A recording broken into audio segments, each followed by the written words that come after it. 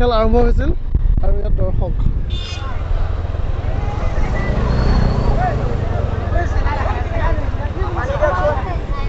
আস্তে আস্তে আচ্ছা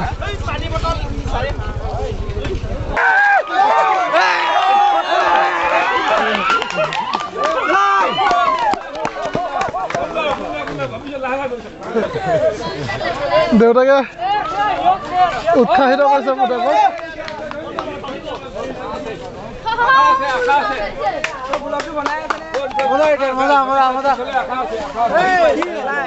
না পজিশ্যন পোৱাটো ইমান ডাঙৰ কথা নহয় গম পালি মাৰিব পৰাটো বহুত ডাঙৰ কথা 12-13 কিলোমিটাৰ দৌৰিব পৰাটো বহুত ডাঙৰ কথা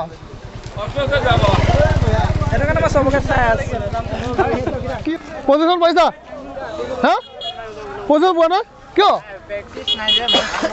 পজিশ্যন ৰখা নাজানো তুমি পজিশ্যন ৰখি যাওঁ ওলাচোন নহয়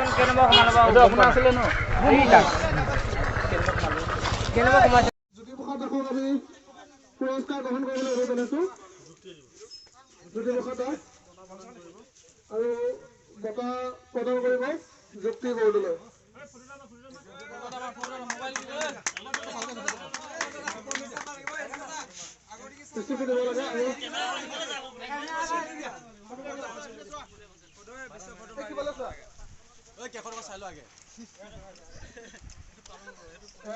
পঞ্চম স্থান দখল কৰিছে জ্যোতিপ্ৰসাদ দাস নিচুকনি বঁটাৰ পঞ্চম স্থান এতিয়া নিচুকনি বঁটাৰ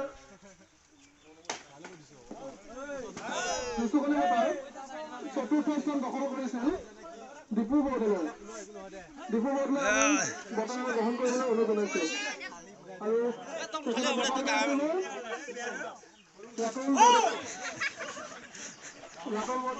ৰাহুল বৰদলৈ এটা ডাঙৰ হাত চাপৰি হ'ব লাগে তেওঁলোকৰ ভৱিষ্যত উজ্জ্বল কামনা কৰা হ'ল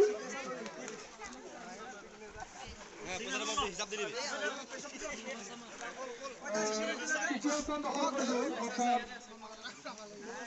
নিচুকনি বঁটাৰ তৃতীয় স্থান দখল কৰিছিল সোমেশ্বৰ পাটৰ আমি সোমেশ্বৰ পাটৰ তেখেতৰ বঁটা গ্ৰহণ কৰিবলৈ অনুৰোধ জনোৱা হ'ল সোমেশ্বৰ পাটৰ বঁটা প্ৰদান কৰিব ইন্দ্ৰ বসুমতাৰী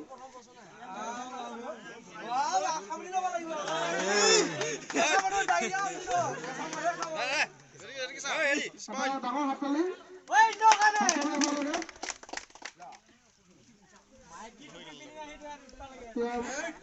নিচুকনি বঁটাৰ ছেকেণ্ড পজিশ্যন লাভ কৰিছিল নয়নমণি হাজৰিকা আমি নয়নমণি হাজৰিকাক পুৰস্কাৰ গ্ৰহণ কৰিবলৈ অনুৰোধ জনাইছোঁ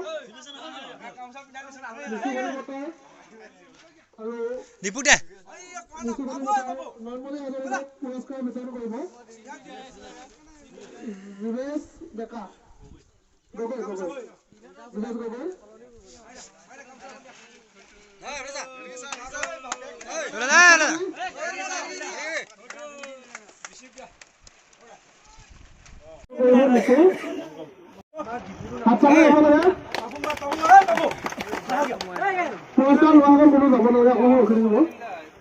আৰু আমাৰ যে পজিশ্যন আছিল পজিশ্যনৰ একেবাৰে শেষৰ পঞ্চম পজিশ্যন লাভ কৰিছিল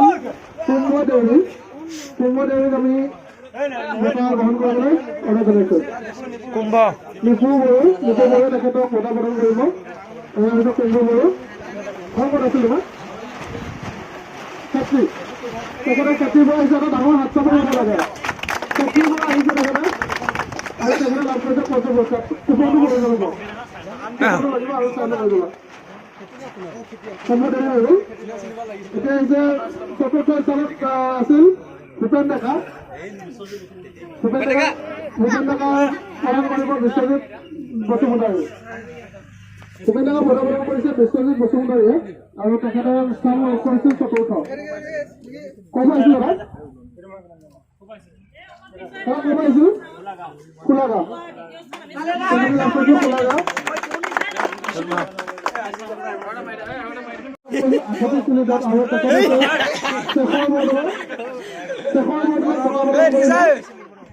অতুল বৰদলৈ নগাঁও এটা ডাঙৰ হাততালি হ'ব লাগে নগাঁও তেখেতে তেওঁলোকৰ ভৱিষ্যত উজ্জ্বল কামনা কৰা হ'ল আৰু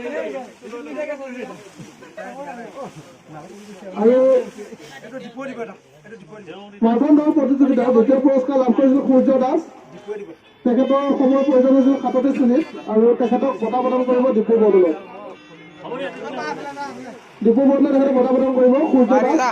এয়া হৈছে সূৰ্য দাস। ক'ত আহিছিল? ঘগুৱা। আৰু তেখেতৰ ঘৰ হৈছে ঘগুৱা। এটা ডাঙৰ হাত চাপৰি। বহুত দূৰ দূৰণিৰ পৰা আমাৰ খেলুৱৈসকল আহিছে। এতিয়া প্ৰথম পজিশ্যন অৰ্থাৎ প্ৰথম পুৰস্কাৰ প্ৰথম স্থান দখল কৰিছিল পৰাগ কুমাৰ ডেকা। পৰাগ কুমাৰ ডেকা সময়ৰ প্ৰয়োজন হৈছিল 36 মিনিট 13 কিলোমিটাৰ। তেখেতক বঁটা প্ৰদান কৰিব হীৰকজ্যোতি ডেকাই। ক'ৰ পৰা আহিছিল দাদা? ভকত গাঁও। এটা ডাঙৰ হাত চাপৰি হ'ব লাগে। 13 কিলোমিটাৰ পাছ কৰিছে তেখেতে 36 মিনিটত।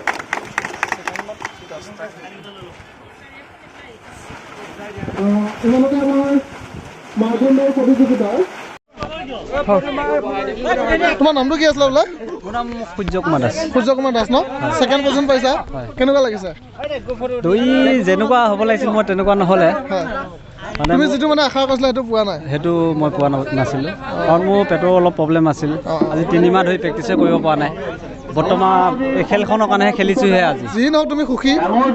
ছেকেণ্ড পজিশ্যন পাইছা? সুখী মানে যিমান সুখী হ'ব হ'ব বাৰু এইটো সুখী আছোঁ। এতিয়া ৰাইজে ভাল পালে আমাৰো ভাল। নিশ্চয় ৰাইজে খেলি ভৱিষ্যত উজ্জ্বল কামনা কৰিলোঁ আৰু আগলৈ এনেকৈ দৌৰি থাকা। অহা বছৰলৈ আকৌ ভালকৈ পতা হ'ব, আহিবা বাৰু। দাদা আহকচোন। আপুনি ফাৰ্ষ্ট আছিল? 4 নম্বৰ। এই তেখেত ফাৰ্ষ্ট আছিল ন? আহকচোন দুইজনে আহক। কি নাম আছিলে আপোনাৰ? পৰাগ কুমাৰ ডেকা। পৰাগ কুমাৰ ডেকা না?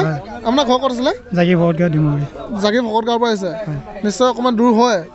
দৌৰি কেনেকুৱা লাগিলে আপোনাৰ? দৌৰি বৰ্তমান ভালেই লাগিছে। হয়, যিহেতু ফাৰ্ষ্ট পজিশ্যন লাভ কৰিছে ভালো লাগিবই। হয়। আচ্ছা, আপোনাৰ বয়স কিমান হ'ব বাৰু? 28 নে? দাদা আপোনাৰ নামটো কি আছিল? মই ভূপেন ডেকা। ভূপেন ডেকা। আপুনি চতুৰ্থ হৈছিল? 4 নম্বৰ ৰখিছে তেখেতে। আপোনাৰ বয়স কিমান হ'ব? মোৰ 40। এটা ডাঙৰ হাত চাপৰি হ'ব লাগে সকলোৰে পৰা। 40 বছৰ বয়সত তেখেতে 13 কিলোমিটাৰ দৌৰিছে। ইমান সহজ কথা নহয়, হয় নহয়? 40 বছৰ বয়স তেখেতৰ। আৰু হা আপুনি বিয়া বাৰু পাতিলে? বিয়া পাতিলে। ল'ৰা ছোৱালী আছে? ল'ৰা 2টা আছে। আমাৰ মানে প্ৰতি বছৰে আমি কুকুৰাজাত খেলোঁ। এইবছৰ কুকুৰাজাত মানে কিবা গেম নোহোৱাৰ কাৰণে আমাৰ আপুনি নেশ্যনেল খেলিছিল না?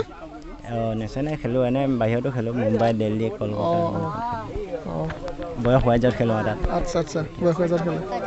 বাৰু ভাল লাগিলে। অহা বছৰলৈ আকৌ আহিব। বহাগ বিহুৰ শুভেচ্ছা থাকিল সকলোলৈকে।